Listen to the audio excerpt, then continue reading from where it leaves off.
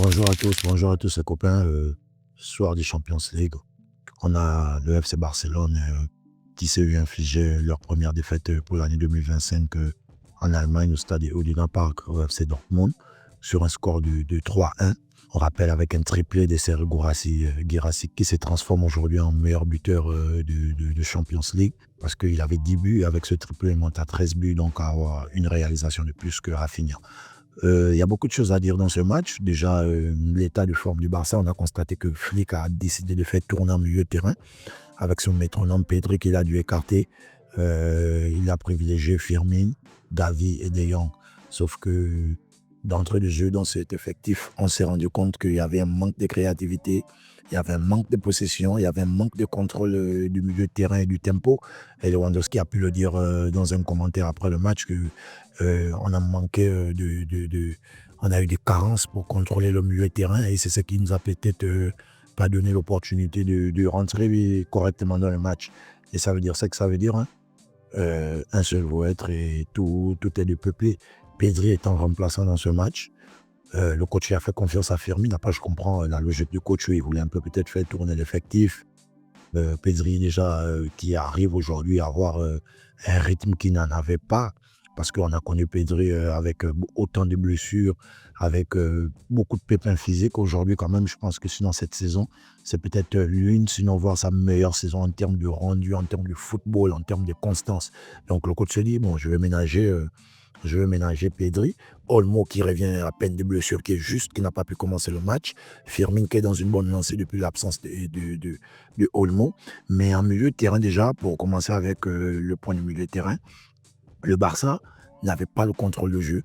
Gavi et Firmin et De Jong, c'est complémentaire parce que on ne sait pas exactement qui sera le leader technique, on ne sait pas exactement sur qui reposer le ballon comme avec Pedri. De Jong, on connaît sa capacité, hein. Il a une capacité à récupérer le ballon, il a une capacité à casser les lignes, bon, pas dans la passe, casser les lignes dans son positionnement, casser les lignes, on va dire, dans la récupération. Firmin qui est plus offensif, en fait Firmin c'est Olmo bis.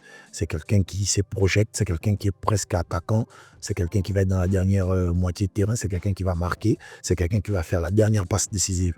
La preuve, c'est lui qui crée l'action, la passe décisive où le défenseur se voit marquer contre son camp.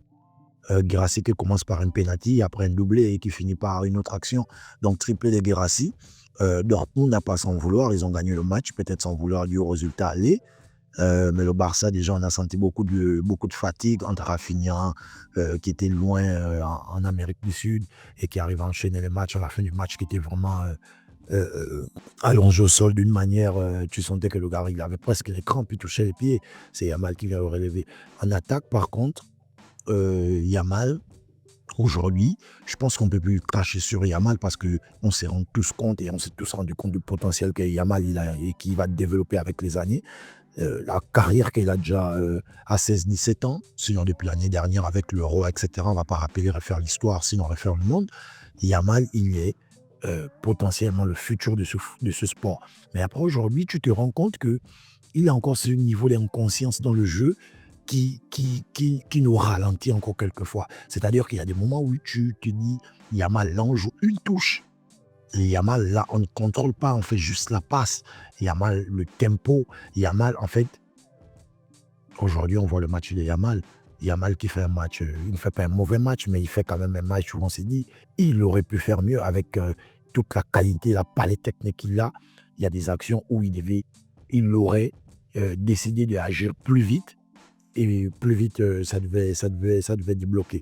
Lewandowski, qui n'a pas eu assez de ballons, déjà parce que c'était quand même fermé pour lui. Rafinha, qui était dans l'effort, qui était toujours dans la répétition, qui était toujours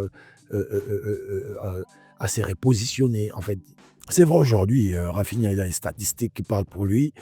Il est juste derrière Lewandowski en termes de meilleur buteur du club, statistiquement, hein, on va dire but et passe décisive inclus. Il est juste derrière lui, mais on oublie une chose, Rafinha, c'est un cheval. Rafinha, c'est quelqu'un sur qui on peut compter 90 minutes. Parce qu'en termes de rythme, en termes de compétences physiques, Rafinha peut répondre présent. Et on l'a encore bien vu face à Dortmund. qui a joué 90 minutes. Pour rappeler la petite parenthèse, le dernier match en Liga du FC Barcelone à l'extérieur, il y a une passe des attaquants où c'est Rafinha qui s'est mis en dernier défenseur et qui vient dévier la passe en retrait de l'attaquant vers l'autre attaquant et qui fait changer la trajectoire du ballon. Sinon, derrière, peut-être que l'attaquant aurait marqué. Donc, un ailier, sinon un piston, qui se retrouve dans ces zones en train de faire des tacles. Mais les gars, on n'en trouve pas beaucoup aujourd'hui en Europe. Quand on voit bien beaucoup, sinon énormément de difficultés que, par exemple, des clubs comme le Real Madrid, avec leurs flèches, n'arrivent pas à se repositionner, à aider les latéraux. Et quand tu vois Rafinha faire ça, les gars, je pense que c'est pas un aspect, c'est pas un point à négliger. Rafinha, c'est quelqu'un qui peut nous être utile ces 90 minutes parce qu'il va se sacrifier, il va défendre. En défense, on avait quand même un problème avec l'absence de Baldé aujourd'hui parce que tu sentais que Gérard Martin, c'est vrai, il fait un match en dents d'ici. On ne va pas dire qu'il fait un très mauvais match, mais tu sens que c'est pas encore assez rodé de son côté en fait, parce que c'est quelqu'un qui joue pas beaucoup, c'est quelqu'un qui n'arrive pas à comprendre par exemple les défenseurs, c'est quelqu'un qui n'arrive pas à comprendre l'alignement, qui n'arrive pas à comprendre le hors-jeu, le positionnement, etc. Mais il a essayé de faire de son mieux. On avait beaucoup d'actions, oui, balbutiait, beaucoup de fragilité encore. Je ne sais pas comment le coach va faire pour les demi-finales et les échéances qui vont terminer la Liga et la finale de la Coupe d'Europe, parce que Baldé, je crois qu'il est blessé pour 3 semaines, si je ne me trompe pas. Comment le coach va faire pour pallier à l'absence de Baldé? Koundé, de son côté, toujours solide. Je pense que Koundé, aujourd'hui, reste l'une des valeurs sûres et peut-être top 3 des meilleurs lataux du monde aujourd'hui. Koundé, c'est solide. Koundé, c'est pas quelqu'un que tu vas facilement bouger. Après, Koundé, c'est quelqu'un qui n'a pas forcément cette patte comme un Dani Alves qui va te couper les ballons tous les jours H24 comme Alexander Arnold, mais en termes de solidité, en termes de constance, en termes de compréhension du jeu, en termes de hors-jeu, parce qu'aujourd'hui, rappelons, le hors-jeu pour le Barça est une tactique sinon une stratégie de la gagne.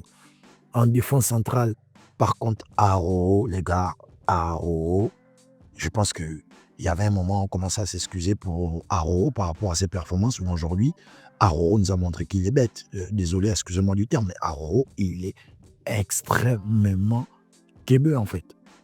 Parce que à quel moment tu es un défenseur central, mais tu arrives à enchaîner les bourdes à ce niveau de la compétition? Mais les gars, on nous a éliminés l'année dernière.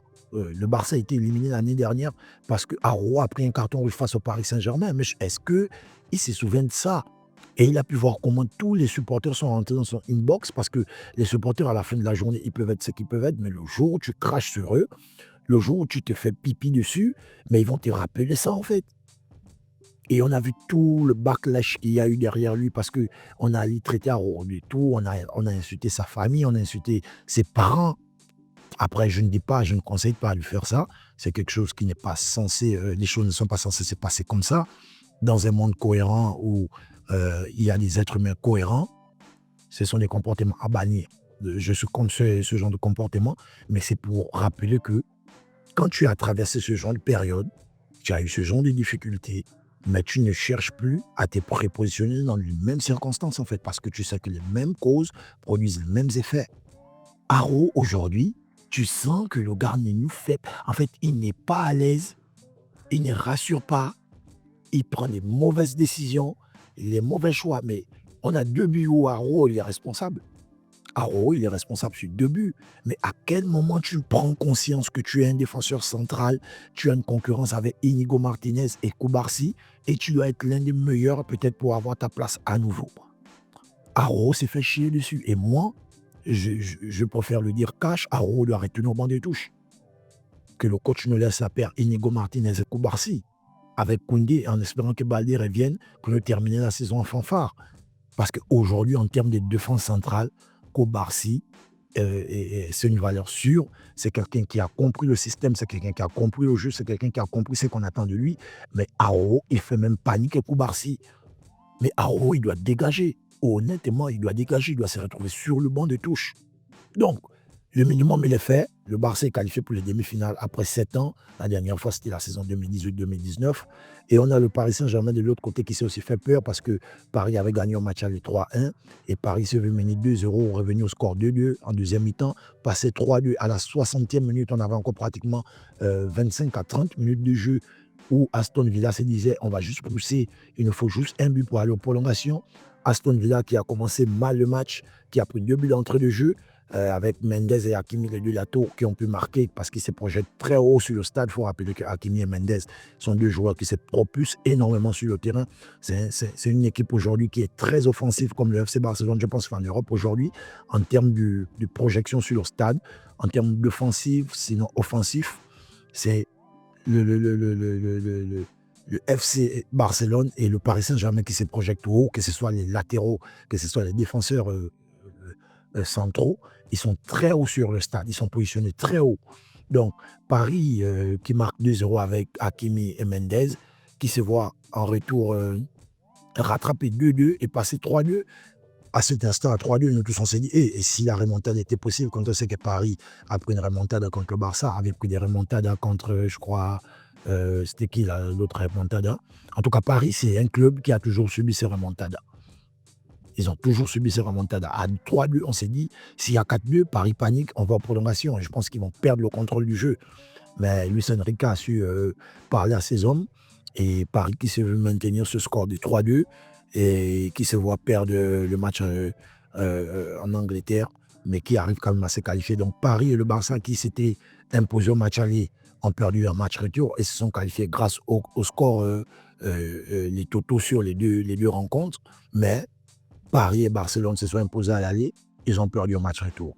Aujourd'hui, on a le Real Madrid qui va jouer contre Arsenal au match retour et on a l'Inter face au Bayern Munich. Donc, tout reste ouvert.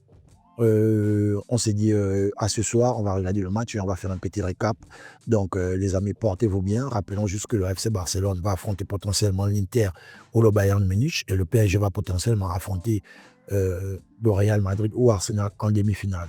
Dans mes pronostics des Champions League que j'avais annoncé, il y a une vidéo qui était sortie où j'avais donné mes pronostics par rapport au quart de finale. Je pense qu'aujourd'hui, j'ai fait un 2 sur 2 parce que j'avais pronostiqué la qualification du Barça facile, j'avais pronostiqué la qualification du PSG. Pour le compte de ce soir, j'avais pronostiqué la qualification du Real Madrid et j'avais pronostiqué la qualification de l'Inter Milan. Donc, pour le moment, je suis sur un 2 sur 2. On va attendre le match de ce soir, on va débriefer et on verra si je ferai un 4 sur 4 ou un 3 sur 4. En tout cas, portez-vous bien, les amis. On se dit à ce soir. N'oubliez pas de liker, de partager, de transférer le lien dans vos groupes, etc. Et de vous abonner aussi derrière, histoire de soutenir ce qu'on fait. Laissez toujours un petit like, histoire aussi de nous encourager. Portez-vous bien. À la prochaine. Sinon, à ce soir. Bonne journée à vous.